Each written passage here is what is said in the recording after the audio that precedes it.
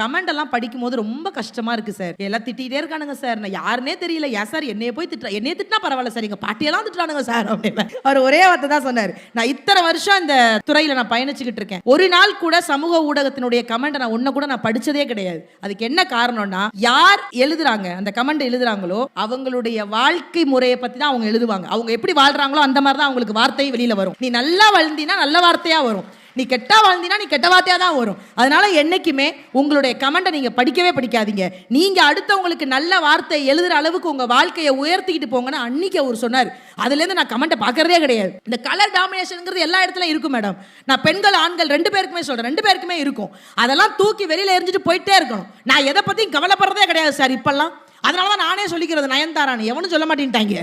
கொஞ்சம் குண்டா இருந்துட்டோம்னா நம்மள அநியாயத்துக்கு பேசுவாங்க. நான் உண்மையிலே கல்யாணம் பண்ணி கொடுக்கும் போது எல்லா அப்பாவும் ஒரு நல்ல வார்த்தை சொல்லி கட்டி கொடுப்பாங்க. நான் நல்ல வார்த்தை சொல்லி எங்க அப்பா கட்டி கொடுத்தாரு. என் பிள்ளை இருக்கிற இடமே தெரியாதுன்னாரு. கல்யாணம் முடிஞ்சு 2 நாள் கரண்ட் இல்ல, மொத்த குடும்பம் என்னை வீட்டுக்குள்ளே தேடிட்டு இருக்காங்க. எங்கடா ஆளை காணோம்னு. நல்ல வேலை லைட்டா சிரிச்சு வச்சேன். எங்க மாமனார் சொல்லிட்டாரு, இந்த இருக்காடா.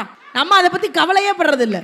ஆனாலும் ஒரு பெரிய சந்தோஷம் என்ன தெரியுமா, டெய்லி காலையில எங்க வீட்டுக்காரி என் முகத்துல தான் சார் முழிப்பாரு. கண்ணை மூடிக்கிட்டு தங்க குட்டி, பின்னாடி எங்க மாமியா சொல்லு, லூசு பைய மாடு மாதிரி இருக்கா தங்க குட்டியா. நான் ஜங்குன்னு போய் எங்க வீட்டுக்காரர் முன்னாடி நிப்பேன்.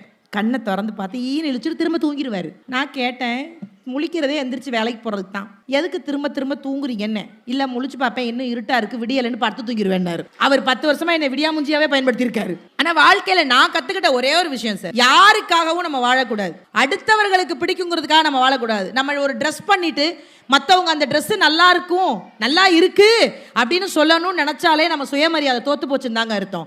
அடுத்தவர்களுக்காக பொம்மையா வாழ்றதை விட நமக்கு பிடிச்ச மாதிரி நம்ம வாழ்க்கையை செம்மையா வாழ்ந்துட்டு போயிடணும். அதாங்க வாழ்க்கை.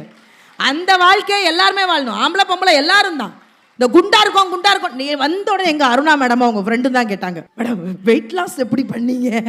ஆம்பட்ட கஷ்டம் எனக்கு தானே தெரியும். இங்க இருக்கிற எல்லாருக்கும் சொல்றேன், இந்த நெட்ல டிவில இந்த சோசியல் மீடியால 30 நாளில் லெமன் ஜூஸ் குடிங்க குறைஞ்சிரும் அப்படிம்பாங்க. பால் டாயில தவிர எல்லாத்தையும் குடிக்க சொல்லுவாங்க. குடிச்சிடாதீங்க, அதெல்லாம் வேணாம். ஏன்னா நான் குடித்தேன் எல்லா கருமத்தையும். தேன், லெமனு, ஹாட் வாட்ரு, அம்மாடி. நான் ஆசிட் மட்டும் தான் மேடம் குடிக்கல. அதையும் எங்கள் வீட்டுக்காரர் எனக்கு தெரியாமல் வாங்கி கொடுத்தாரு. இதை குடி கரைஞ்சிரும்னாரு. நீ என்ன கரைக்க முயற்சி பண்ணுறடான்ட்டேன்.